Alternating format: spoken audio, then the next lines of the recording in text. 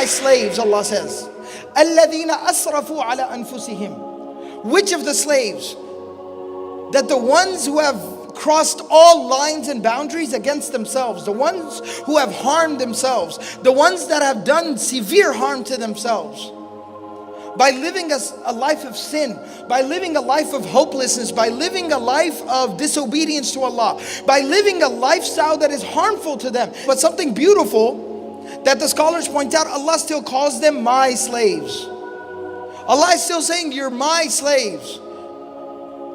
We still have a relationship with Allah. So Allah is speaking to the worst of the worst, the most sinful people, the ones that are walking on very thin ice. Ya ibadi, O my slaves, alladhina asrafu ala anfusihim, the ones who have done severe harm to themselves. Allah gives them an instruction. He forbids something.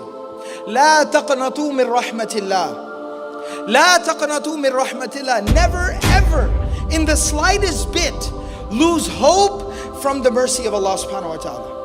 Allah is saying that it is haram. It is not allowed for you under any circumstance to ever in the slightest bit lose hope from the mercy of Allah. Why? Allah subhanahu wa ta'ala didn't just tell us something and not give us reason to believe it. Why? Inna Allah yaghfiru dhunuba jami'a. Because Allah will forgive all the sins. How is He capable of forgiving all the sins? Innahu huwal ghafurur rahim. Because He and only He, most definitely He is Al-Ghafur, constantly forgiving and constantly merciful. Nothing is beyond His capacity or beyond His reach.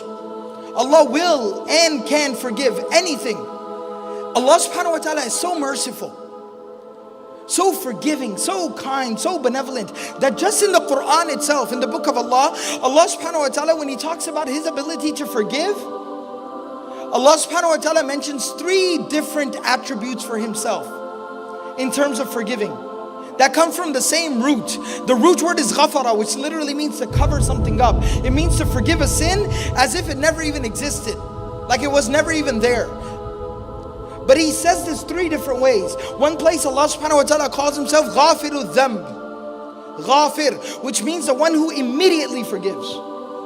Another place Allah calls Himself Ghaffar, Ghaffar, the one who abundantly forgives, the one who has no limitation in terms of forgiveness, the one who can continue to forgive no matter how much the sins might be.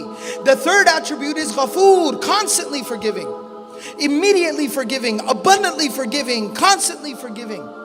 That's who Allah is. That's our introduction to Allah. Inna rahmati sabaqat ghadabi. Allah says that my mercy, in a hadith Qudsi, Allah says that most definitely my mercy, it encompasses and surrounds everything.